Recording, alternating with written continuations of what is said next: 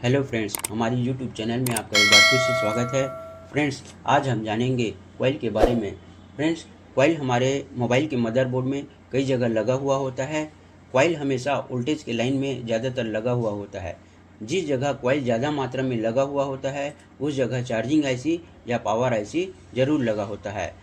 Friends, coil हमारे motherboard में इस प्रकार से दिखता है और उसका कोड बिट मैप और स्कीमेटिक डायग्राम में एल यानी कॉइल से शुरू होता है और उसका यूनिट मल्टीमीटर में मापने का तरीका एच यानी हेनरी होता है।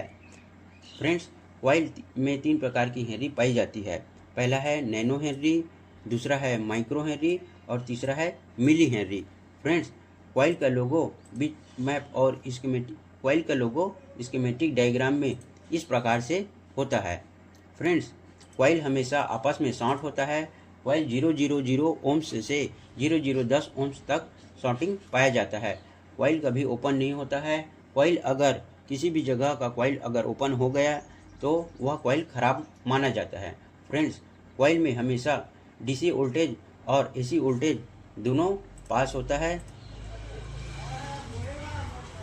जैसा कि डीसी वोल्टेज अगर एक तरफ 10 वोल्ट डीसी वोल्टेज है तो दूसरी तरफ भी 10 वोल्ट डीसी वोल्टेज आएगा। लेकिन एसी वोल्टेज हमेशा पल्स के रूप में होता है। पल्स यानी साइकिल पर सेकंड के रूप में होता है।